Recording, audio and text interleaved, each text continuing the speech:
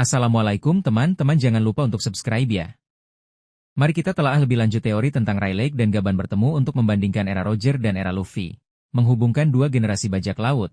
Pertemuan antara Rayleigh dan Gaban, dua tokoh kunci dari era Raja Bajak Laut Gold de Roger, dengan kemunculan Monkey D. Luffy sebagai figur sentral di generasi baru, akan menjadi momen yang syarat makna.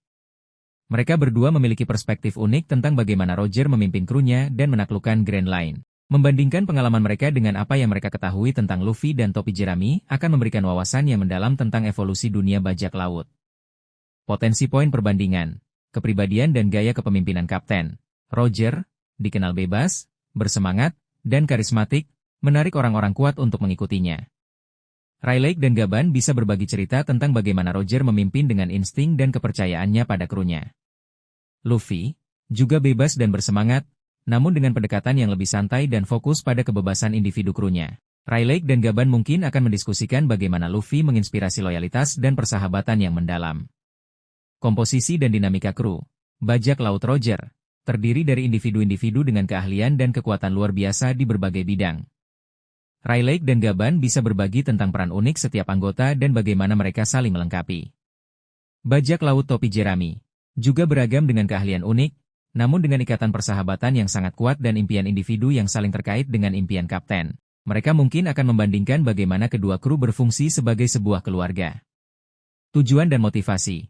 Roger, tujuannya adalah untuk menaklukkan Grand Line dan menemukan Lauk Tale, didorong oleh rasa ingin tahu dan semangat petualangan. Rayleigh dan Gaban bisa berbagi pemahaman mereka tentang ambisi Roger yang sebenarnya.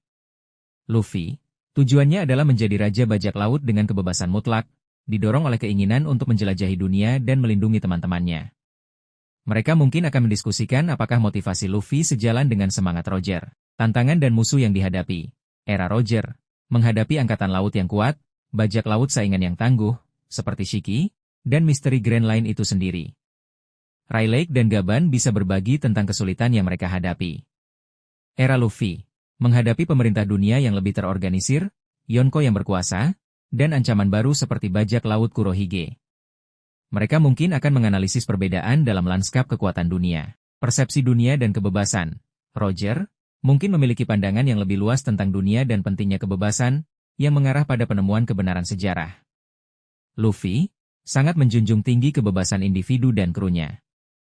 Mereka mungkin akan mendiskusikan bagaimana kedua kapten ini memahami dan memperjuangkan kebebasan.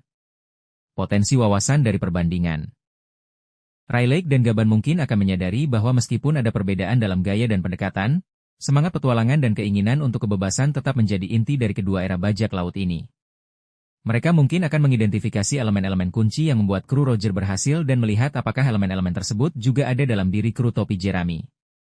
Perbandingan ini bisa membantu mereka memahami mengapa Luffy memiliki potensi untuk melampaui bahkan Roger dalam mencapai tujuannya. Kesimpulan teori. Diskusi antara Rayleigh dan Gaban tentang perbandingan era Roger dan era Luffy akan menjadi momen yang sangat berharga.